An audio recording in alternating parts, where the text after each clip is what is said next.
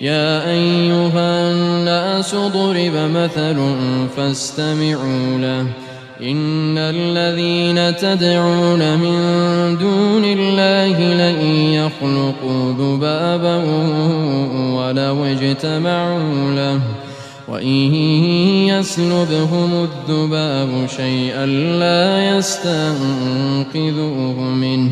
ضعف الطالب والمطلوب ما قدروا الله حق قدره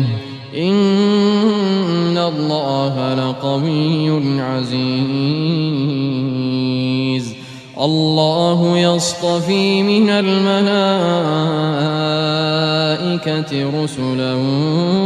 ومن الناس إن الله سميع